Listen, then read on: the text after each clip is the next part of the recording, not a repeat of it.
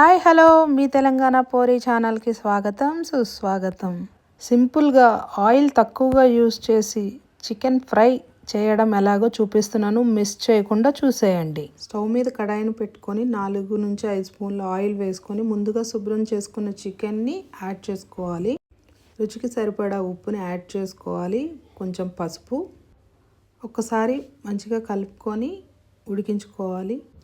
High ఫ్లేమ్లో పెట్టుకుంటే కనుక చికెన్లో ఉండే వాటర్ అంతా మనకి బయటకు రావడం చూడొచ్చు. ఎక్కువ మసాలాలో ఏమీ వేయకుండా ఫ్లేవర్ కోసం బిర్యానీ ఆకు మాత్రమే వేసాను. తర్వాత కొంచెం అల్లం వెల్లుల్లి పేస్ట్ యాడ్ చేసి బాగా కలిపి ఉడికిస్తున్నాను. తరువాత ముందుగా ఆనియన్స్ ఫ్రై చేయకుండా చికెన్ ఉడుకుతుండగా మధ్యలో ఫ్రై చేయడం కోసం ఆనియన్స్ యాడ్ చేశాను. తరువాత కారం, ధనియాల పొడి, ఫ్లేవర్ కోసం దాల్చిన చెక్క పొడి యాడ్ చేశాను. మీరు కూడా ఒకసారి ట్రై చేయండి. చికెన్లో దాల్చిన చెక్క పొడి యాడ్ చేసి ఫ్రై చేస్తే టేస్ట్ చాలా బాగుంటుంది. ఫ్రై అవుతూ ఉండగా కరివేపాకు, కొత్తిమీర యాడ్ చేసి దాన్ని ఫ్రై చేసుకోవాలి. ముక్క బాగా ఉడికిన తర్వాత ఒక చిన్న గ్లాస్ వాటర్ యాడ్ చేశాను. మా అమ్మ స్టైల్ చికెన్ ఇది. ఇట్లా చేయడం వల్ల టేస్ట్ చాలా బాగుంటుంది. మీరు కూడా ఒక్కసారి ట్రై చేసి నాకు కామెంట్ చేయండి.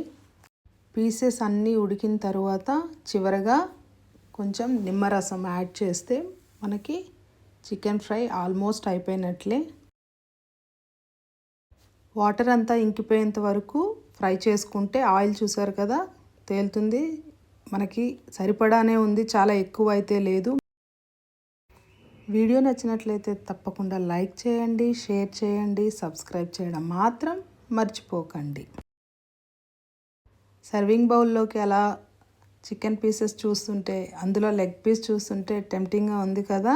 మీరు కూడా ఒకసారి ఇంట్లో ట్రై చేసి సింపుల్గా, ఎక్కువ మసాలాలు లేకుండా టేస్టీగా అందరూ ఇష్టపడి తినేటట్లుగా ఉండే ఈ చికెన్ని తప్పకుండా లైక్ చేయండి. మీరు కూడా ట్రై చేసి మీకు ఎలా వచ్చిందో నాకు కామెంట్ చేసేయండి.